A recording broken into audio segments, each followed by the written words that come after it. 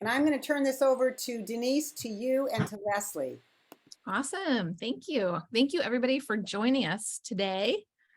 And I love having a lot of people here live on the call because it is so much more helpful if we have an interactive dialogue to learn from rather than somebody just telling you things. So thank you for joining us today. We're going to be talking about the two books that we're working on, Story Brand, How to Building a Story Brand, and Ditch the Pitch. And it's so interesting doing these books side by side, seeing how much they tie into each other.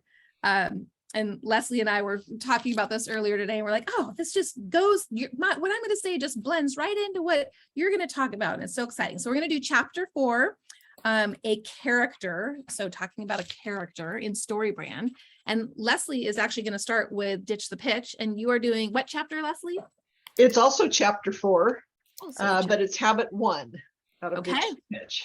Perfect. So Leslie, take it away. All righty. So hello, everybody. So yes, we're talking, did everybody pick up their books? Because this would be fabulous. Oh, good job, Nancy. That's awesome. This is fabulous as we go through each week. If you have a book, and get a great highlighter, because when you go through my book, you can just see where I've do all kinds of color highlighting and stuff, and it's a great way to mark them up and learn and get the important stuff. So habit 1 of Ditch the Pitch is think input before output. What do you think that means?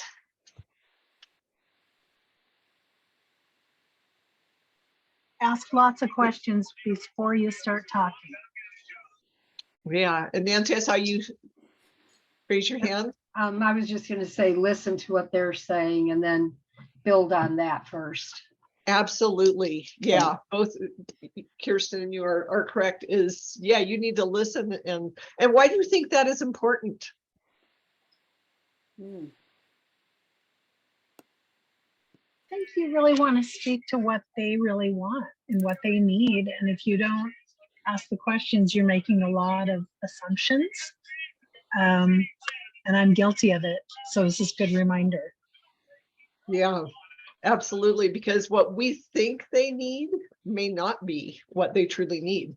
And you don't know what most people kind of hide what their pain points are. They're not as open with it. So getting them talking is one really good way of finding out what's important. Carrie?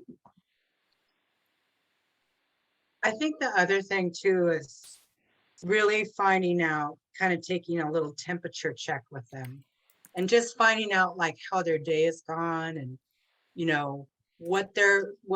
just seeing where they're at in the moment before you jump into your stuff, like really finding out like how they're feeling, what's been going on, what's happening, even for the day, let alone the week, but, just trying to find out how they're doing and how they're feeling. Yes, and can anybody tell me why that's kind of a good thing to do this check-in first? Denise? Well, one thing I know is that people really like to talk about themselves. So if you give them an opportunity to, that they're going to feel heard in the conversation. They're going to feel like you care about them. Absolutely. And is there another reason you'd want to kind of check in first before you start really talking with them? I think there's 2 reasons I was going to answer, but that question is such a great question, why to check in, because we're always dropping in. I think this is a Don Miller thing, but you're always dropping into the middle of someone's story. You're never at the beginning, you're always in the middle. And so you don't know if they're having a great day or their dog is sick or whatever. And so that energy that they're going to have, depending on where they are in their day, is really going to dictate a little bit of a conversation. And then when you do that and you find that check-in and you show that you're interested, I think it really develops trust. Absolutely. Yeah, because how many times have you called somebody and they're at the grocery store or, they're hustling their children to dance lessons and stuff. And do you think that's really a good time to be getting in a conversation with them? Doing that just quick check-in, sometimes people will answer their phone, but they really don't have time to talk. So that's another thing, is checking in and find out what their energy is, but find out if there's a better time to talk if you want to get into a conversation with that. And the other part about, input before output is really listening to what's going on. Do you think that is all your listening going to be just on verbal cues? And Shelley, I see you shaking your head no. So what other ways do you think that you can listen to how a person's feeling or how the conversation's going? Well, you can watch their actions, because a lot of times when people are talking, their facial expressions or their actions are going to tell you a lot about how they're really feeling internally. Absolutely. Yeah, there's a lot of nonverbal clues that you can pick up, if they're kind of moving away from you and turning away, that's probably a good chance that they don't really have time in that conversation to get into it. And what things, Denise kind of hit on something about, you want to be present with this person and listening so that they feel heard. What do you think would make somebody feel heard in a conversation?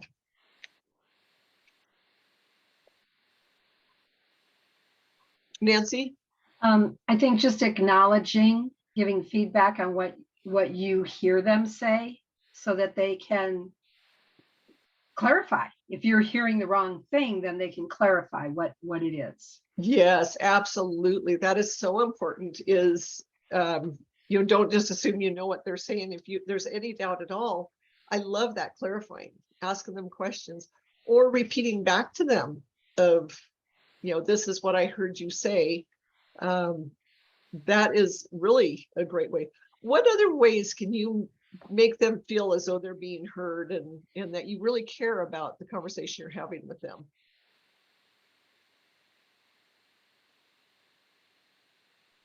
Janet? Just asking more questions. Tell me more about that. Oh my gosh, that must have been difficult. What was that like for you? How did that make you feel? Just things like that. Just go deeper into what is being said. Absolutely. Take interest in what they're telling you. And that kind of goes with what Nancy said, is asking clarifying questions and getting into it. Denise, did you have something more to put in there? I do, since you mentioned nonverbal cues before. Some of the things that make me feel really heard and connected with somebody is when they put their phone away when we're having a conversation, and when they truly lean in, not, like they lean in across the table or, closer to you, coming into your kind of proximity as they're having a conversation, like they want to be a part of what's going on with you. Absolutely. Yeah. Would this be very effective? You're trying to talk to somebody and you're just doing this to them while you're talking, and yeah, I hear you. How does that body language kind of resonate with you when somebody is, oh, wait, what did I get? Oh, I'll be with you in a minute. Makes me want to say, should we do this another time? Exactly. Yeah. And honestly, even if you're not on a Zoom where you're seeing them, people can tell when you're distracted. They can hear this kind of rustling in the background.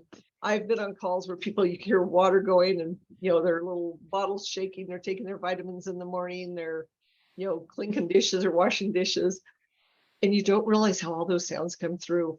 So absolutely limit the distractions, like put the phone away, put any other thing. And just, if you're taking the time to call somebody, take the time, whether you give yourself like 5 minutes, 10 minutes, whatever it is, that you are going to be present with them right then and in conversation with them so that they're really feeling like you care and that you're hearing.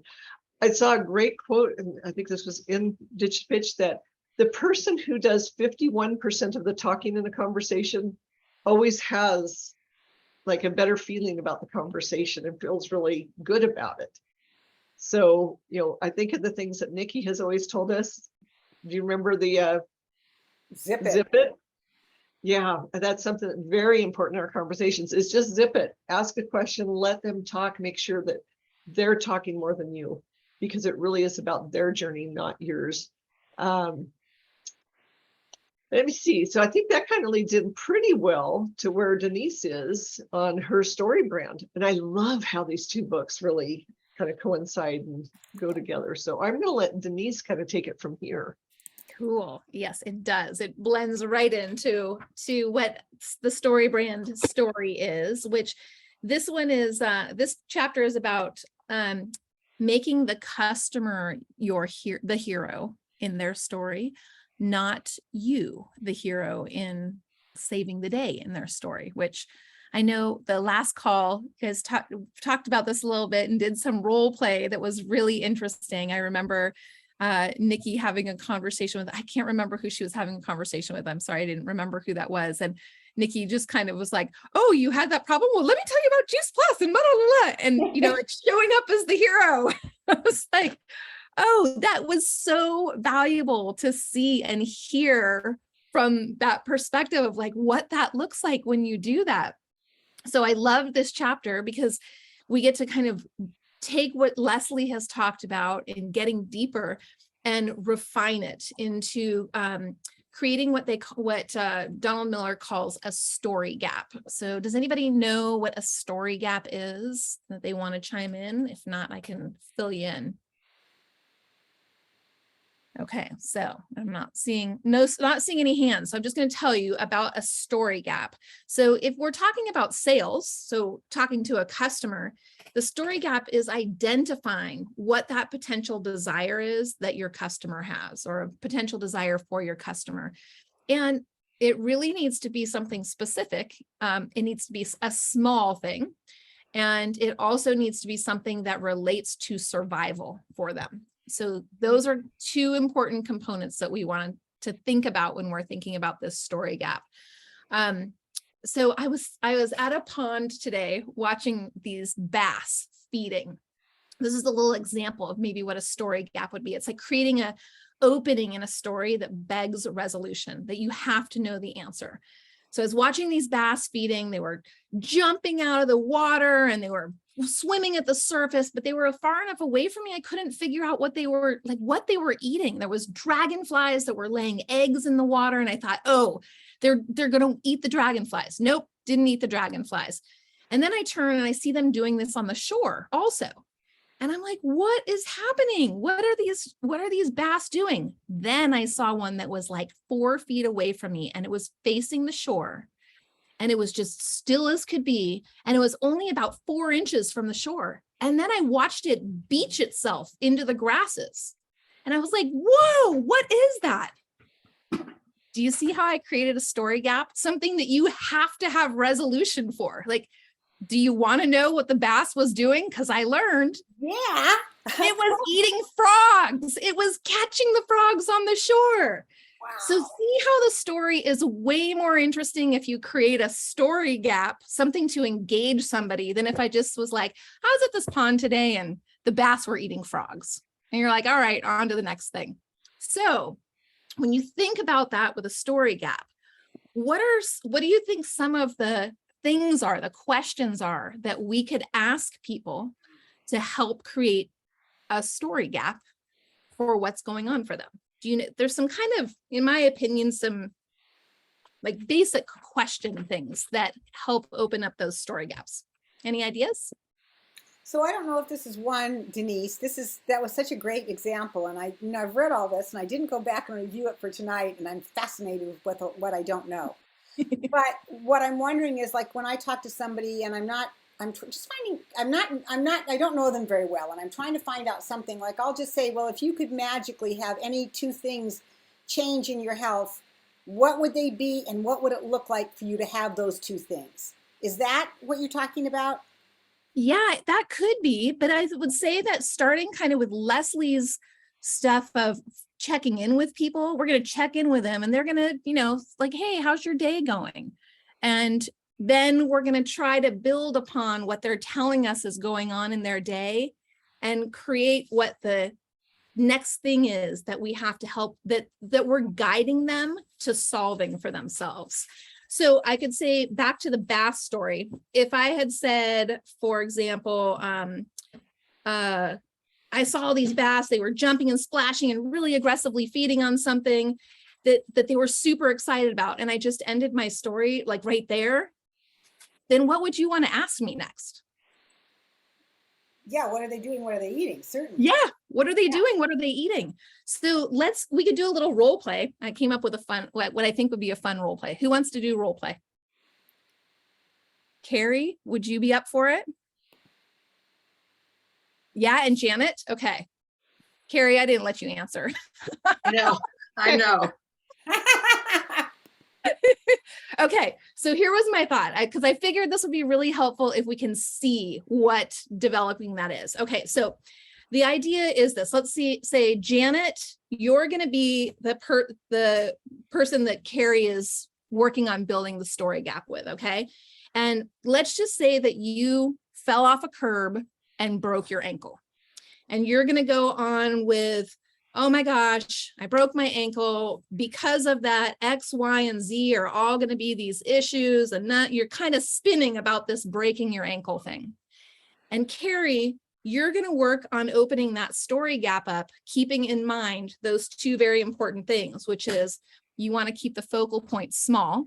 So it doesn't, if whatever her story is that's way out here, we want to bring it into the small resolution of what it is that she needs for her, the second thing, survival.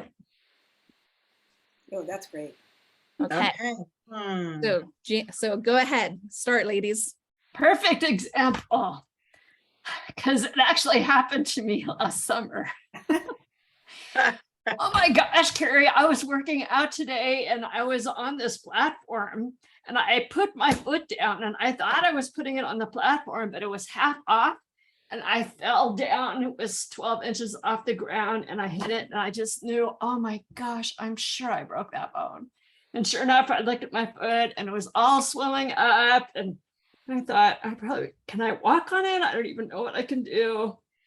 And I need to get my husband and take me to urgent care, get x-rayed. And I don't know what this is going to mean. Will I be able to drive? I can't even imagine all the thoughts that were going through your brain right then and there. Had to be just overwhelming. Yeah, I was like, this isn't in my schedule. You hadn't planned for this. No. I can't even imagine. It was July 5th and I was like, kind of a vacation day or it was it July 4th? I don't know, but it was just like, oh my gosh, I don't know. Who did you call first to help you? You were at the gym, right? No, I was working out at home. So. Oh, you were working out at home. Okay, so was your husband handy? Yeah, he was. I yelled for him and I said, I think I broke my foot. So did he take you in to have it checked or did you have to call for an ambulance? Oh, he took me in and I was glad it wasn't the 4th of July because, the place was open and, oh man, they didn't have a wheelchair or anything, Yeah. And so I was trying to hobble walk and I was like, what kind of urgent care place is this? So. Yeah, and it's hard because you're just like me because you want to go and do stuff all the time. I would imagine it was hard to even think about, I'm going to have a season of rest here. Yeah.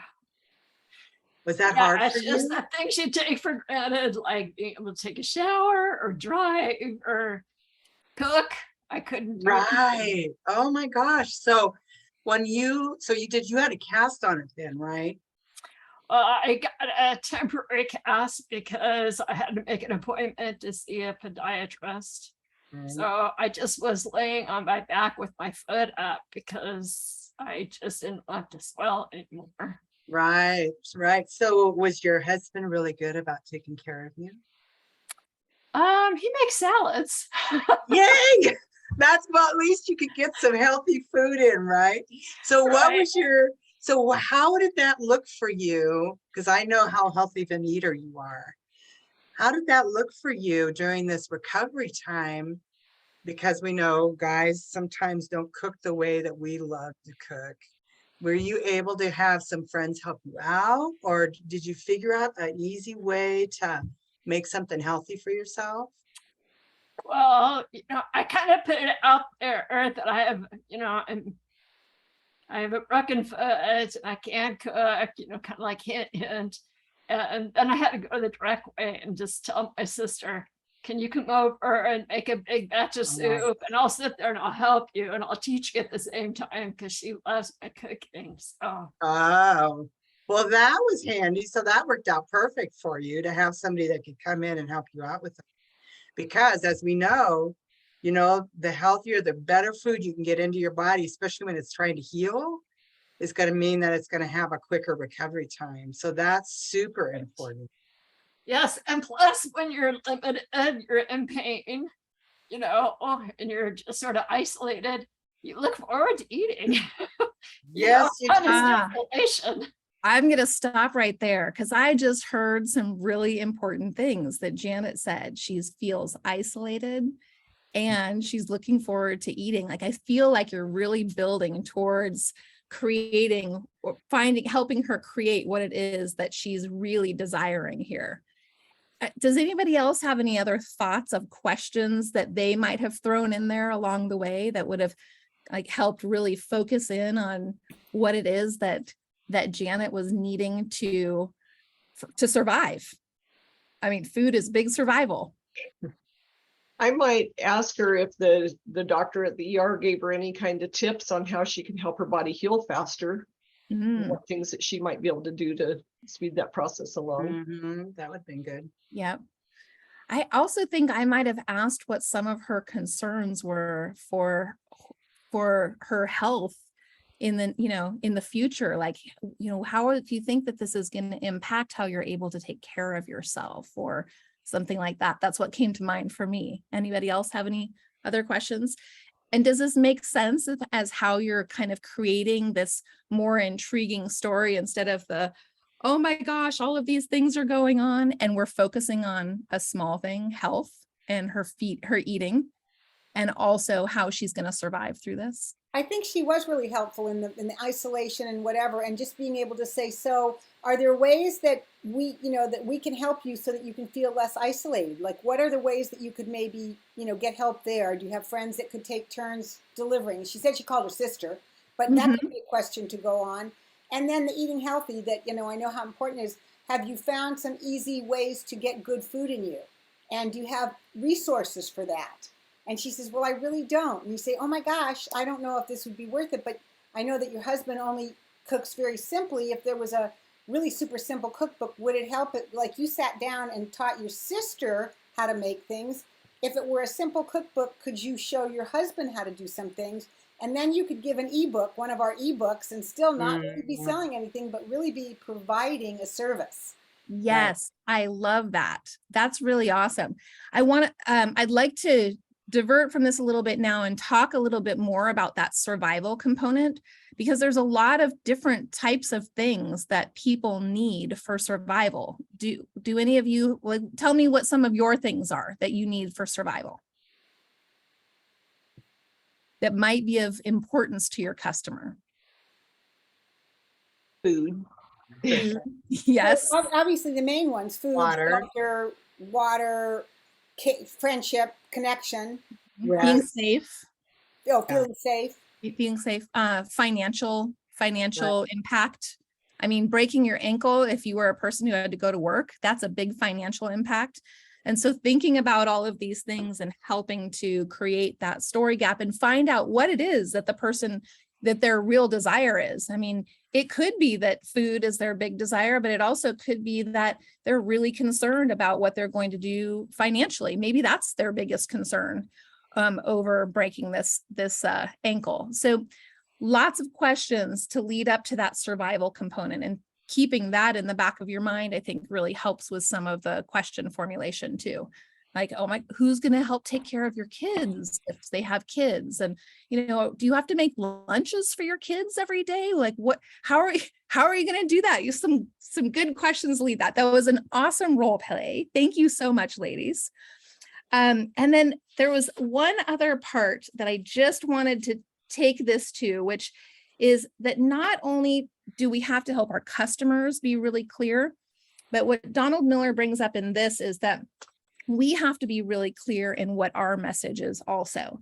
And in that, this is an area that for me has been very challenging over the years with Juice Plus, because everybody should take it. if you have skin and you breathe and you, I mean, I even give it to my dog. Me too. Everybody needs this. So it makes it, for me, sometimes it makes it really hard to kind of scale down to one small thing that I focus on with people. So he took some different types of people that he worked with and said, like, okay, what if you're a financial advisor. Here's kind of your tagline about what you do, a plan for your retirement. That person is helping somebody with a plan for their retirement. Very, very clear things. So if you were to ask one of your customers, what does my brand represent to you? Do you know what they would be able to say? What do you think they would be able to say? If everybody needs it. It's a good question, isn't it? Nutrition for all. Nutrition for all. Okay. Quick nutrition for all. Easy nutrition for all. Simple, Well- simple ideas or simple ways for a family to get healthy together. I provide simple ways for a family to get healthy together. Okay. Simple Healthy way. fast food. Healthy fast food. I love that. Healthy fast food. It's also convenient. Convenient. So these are some fun things to kind of play around with that I also think help us when we are in a conversation with somebody and they ask us, what do we do? I think that is a show of hands. Does anybody else besides me have a difficult time saying what you do? Right. And for me, it's because it could be this big. So how do we come up with that catch, that little story gap that makes people curious about what we do, but also gives them really concise information? Yes, Carrie. Bless you. Well, and I forgot which, I don't know if it was an NMD or somebody else that I'd listened to, but I thought it was so good. It was like, I help families with 5 plant-based solutions to a healthier lifestyle. Like, so I liked that because it is just very simple lineup of 5 plant-based solutions. Yeah, I love that too. So that's just something to leave you with as we move on in our businesses and learning how we share with people. Is think about if you can come up with maybe a 3-sentence or a 3-word or 5-word sentence that sums up what it is that you do by speaking to somebody's maybe survival instincts, whatever those might be. And also just being really clear on a focused small something like healthy fast food. That is what we do. That was fabulous. I hope you guys took a lot of notes. There was a lot of meat in the call tonight, or a lot of juice. I never know what to say around that. One of the things I just love to offer all of you is if you come up with some fun ideas about, what you can say quickly, like helping families eat fast. I help moms with their children that are picky eaters. That's really, if you're talking to a mom, wow, you're going to help me with my picky eater. I've been looking for that forever. So I'm going to offer you below this video on the HEAT Facebook group to make some comments, to have other people, some ideas, some short, less than 5 words that you're going to come up with what you do, and put them in the comment section under this video on the HEAT team Facebook group. I think that would be really helpful for everybody. And then I just want to remind all of you that tomorrow night at 5:30, we're still replacing our Take Healthy Back call with the Healthy Living Affiliates, which is on at 5:30 every Tuesday. Tomorrow night is going to be their 4th class because they have class 1, 2, 3, 4. So if you've seen classes 1, 2, and 3, you'll want to definitely catch class 4. And if you haven't, I know that they're going to be broadcasting all of those calls over and over again. At 6 o'clock, we have Laura Morelos. So for those of you that really would love to get into the Hispanic community, she's going to tell us how the culture works, how we can talk to people that we may not talk to on a regular basis, but how can we diversify? How can we create a more diversified community? And then next week, we're going to do chapter 5 and habit 2 with Kirsten, and Kirsten, you're going to do chapter 5 on story brand, and I'm doing habit 2 on ditch the pitch. I think that's it. Awesome. All Thanks, you guys everybody. tonight. Lots of stimulating stuff to go Thanks, over. everybody. Thank you. Good job, Thank you so ladies. much. It was great. Night, everybody. Night. Bye. Bye. Great call. Thank you.